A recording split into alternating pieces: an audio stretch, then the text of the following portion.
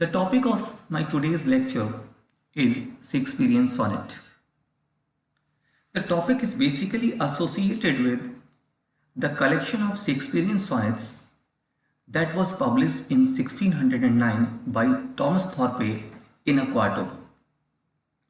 Though William Shakespeare composed a few more sonnets that were published along with his plays or that were a part of his plays.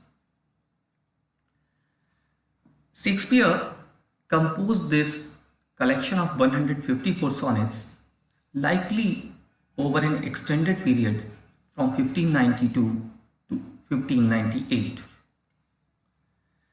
These sonnets cover such themes as the passage of time, love, infidelity, jealousy, beauty, and mortality.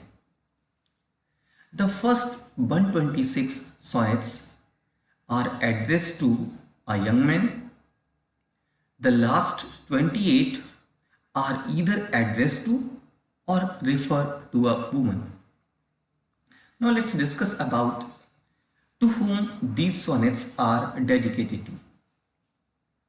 Shakespeare's sonnets include a dedication to Mr. W.H.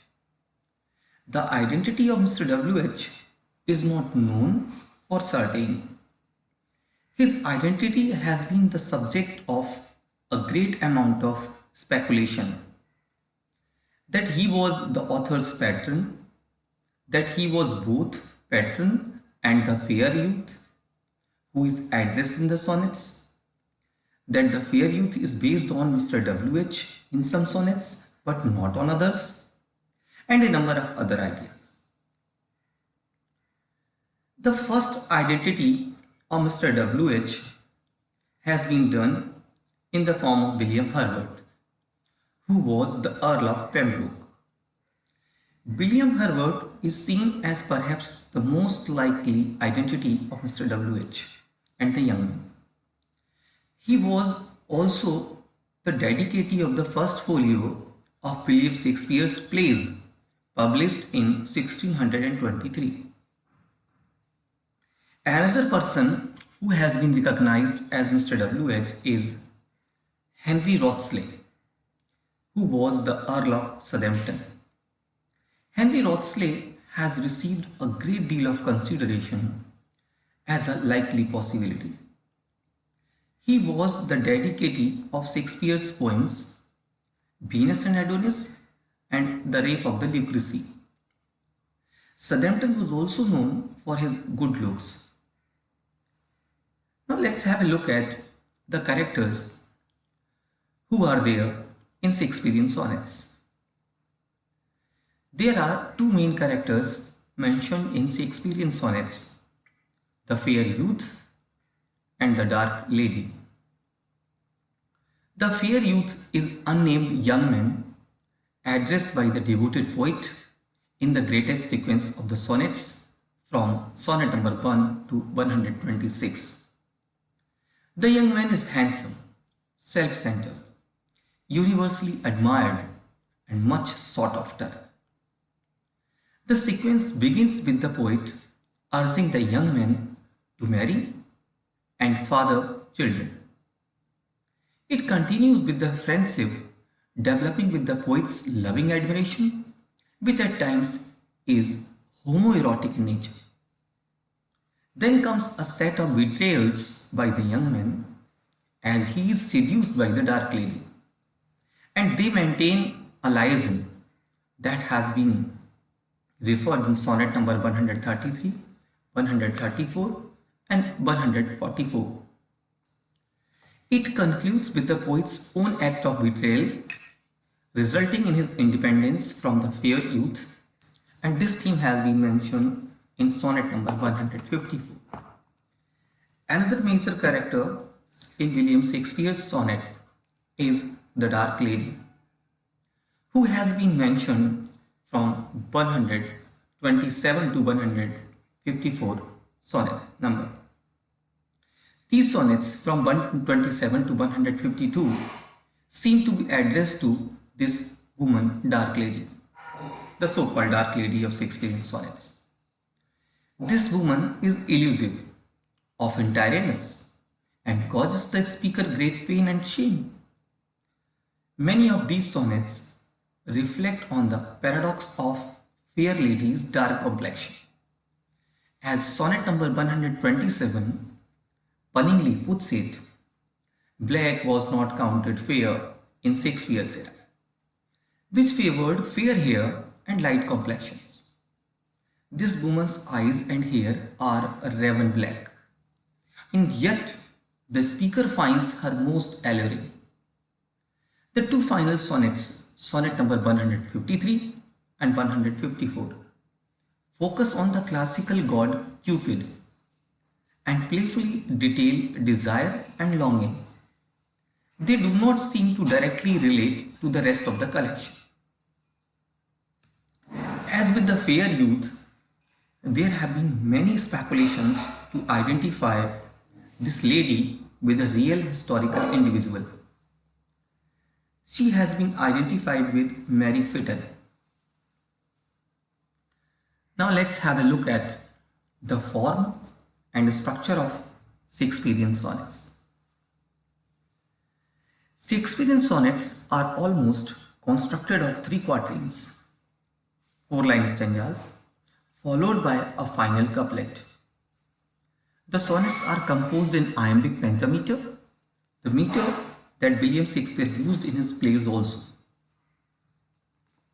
The rhyming scheme of Shakespearean sonnet is AB, AB, CD, CD, EF, EF, G, G.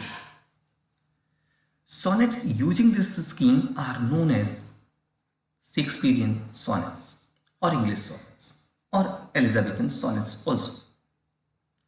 Often, at the beginning of the third quatrain occurs the bold turn, where the mood of the poem shifts and the poet expresses a turn of thought. There is an exception. Sonnet number 99, 126 and 145. These three sonnets do not conform to the form and structure of Shakespearean sonnets. Sonnet number 99 has 15 lines. Sonnet number 126 consists of 6 couplets and 2 blank lines marked with italic brackets. Sonnet number 145 is in iambic tetrameter, not pentameter. Now let's discuss the theme of Shakespearean sonnets. There are many themes in Shakespeare's sonnets that were popular in the Renaissance works such as time, friendship, love, beauty, and so on. The themes of Shakespeare's sonnets are of rich implications. They not only reflect the humanistic spirit of that era, but also contain some philosophical value that transcends the era. The first theme, the theme of time. Time is a major theme and keynote of Shakespeare's sonnets. Though the chain of time, Shakespeare expresses his attitude towards life, friendship, beauty, and art, which is filled with philosophy and implications. Time is cruel and merciless. Men can only fight and conquer it through offspring, poetry, and true love. Next theme is the theme of beauty. In Shakespeare's sonnets, he praises human life and beauty with enthusiasm. In sonnet number 106, he claims that the beauty of his friend is incomparable. He believes that the young friend is the embodiment of beauty. So he compares his friend to a summer's day, the sun, spring, blooming flowers, rich harvest, Helen, etc. However, his beauty is beyond all of this natural power, which undoubtedly highlights the humanistic thoughts of the poet.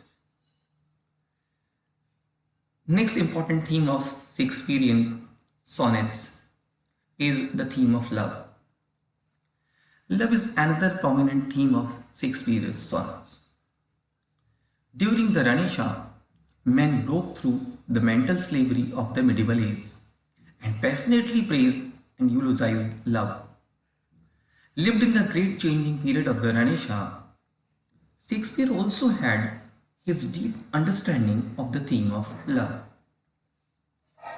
In Shakespeare's view, love means the treasure not only for worldly love but also for friendship, loyalty, sacrifice, and tolerance. During the Renaissance, the traditional themes of European sonnets are friendship and love.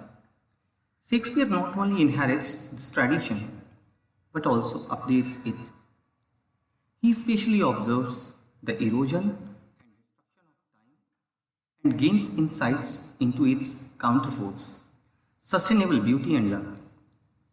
Shakespeare not only exquisitely describes his internal world but also deeply expresses his unique feelings on the external world.